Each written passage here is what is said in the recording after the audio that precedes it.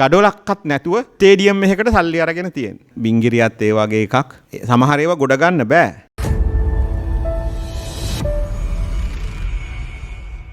ඒ ඉස්සර ප්‍රශ්නේනේ. ඒ ටික දැන් අපි හොයාගෙන යනවා. කැරම් බෝඩ් විතරක් නෙමෙයි. එක්ක ගඩොල් කැටයක්වත් තියන්නේ නැතුව ක්‍රීඩාගාර ඉදිකරා කියලා සල්ලි අරන් තියෙනවා. අපි ඒ වෙනුවෙන් පරීක්ෂණ දැන් පවත්වගෙන යනවා. ඉස්සරහදී දැනගන්න පුළුවන්. අමතුමා අවසන් වශයෙන් දියගම මහින්ද රාජපක්ෂ ක්‍රීඩාංගණය ගැන පරීක්ෂණයක් කළා. දැන් බිංගිරියේ දයාසිරි අමතුමා ඉන්න කාලේ හදන්න පටන් ගත්ත ඒ වගේම ක්‍රීඩා සංකීර්ණයක් තාම කිසි දෙයක් වෙලා නැහැ. ඉතින් මේ වගේ යටිතල පහසුකම් ඒ ආයාලේ ගිහිලා තියෙන යටිතල පහසුකම් ආපහු ගොඩනගන්න ප්ලෑන් එකක් තියෙනවද කොහොමද ඉදිරියේ මේ මාස 6 ගෙවිච්ච මාස 6 නෙවෙයි ඉස්සරහට කොහොමද ක්‍රීඩාවේ ප්ලෑන් එක?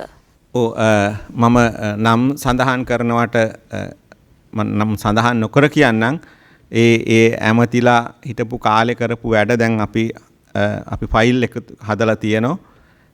ඔබ කියන බිංගිරියත් ඒ වගේ එකක්. සමහර ඒවා ගොඩ ගන්න බෑ. දැන් අර මොකද්ද කරන්න කියන ප්‍රශ්නේ තියෙනවා. ඒක සල්ලි අට කළා ආයේ මේක ගොඩ ගන්නවද? ගොඩ ගන්න මේකට තව කොච්චර වියදම් කරන්න ඕනද?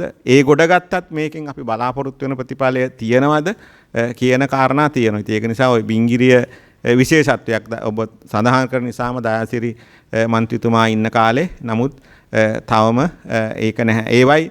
ඒවයි තියෙන විශේෂිතතාවයන් කිව්වොතින් දුවන ට්‍රැක් එකට ඉස්සෙල්ලා පැවිලියන් එක හදලා. ට්‍රැක් එක නැහැ පැවිලියන් එක තියෙනවා. හරි. ඒ වගේව තමයි අපේ රටේ වෙලා තියෙන්නේ. හරි. දැන් නේ පැහැදිලිනේ නේ ඉස්සෙල්ලා ඕන දුවන ට්‍රැක් එක හදලානේ අපි පැවිලියන් එක හදන්නේ. හරි. එහෙම නැත්නම් දෙකම හදලා තියෙන්න ඕන. ඉතින් ඒ වගේ තියෙනවා. ඒක නිසා අපි මේවා ගැන හැදෑරීමක් කරනවා. තව තැනක් තියෙනවා. ගඩොලක්වත් නැතුව ස්ටේඩියම් එකකට සල්ලි අරගෙන තියෙන්නේ. අපි මේ වෙනකොට ඒක අපි පරීක්ෂණ කරනවා. අපි ඒවා වෙනම ඉදිරිපත් කරනවා. ඒක නිසා ওই ඇමතිලා කරපු දේවල් ටික දැන් අපි හොයාගෙන යනවා. අර අපි වෙනද වගේ ඒවට මාධ්‍ය සංදර්ශන තියන්නේ අදාළ බරෙන් ඒකට වැඩ කටයුතු අපි දැන් කරමින් ඉන්නවා. එතකොට ඒ අයට මේවට උත්තර දෙන්න වෙයි. ඉඩම් දීපුවා තියෙනවා. ගොඩක් තියෙනවා. ඔබේ නිෂ්පාදන ක්‍රීඩා ශේෂ්ත්‍රයට අදාළද? එසේනම් ඉහළ ප්‍රතිචාර සඳහා ලංකාවේ අංක 1 ක්‍රීඩා නාලිකාවේ ඔබේ දැන්වීමත් ප්‍රචාරය කරගන්න. දැන්ම අප අමතන්න 0.78 267 73 77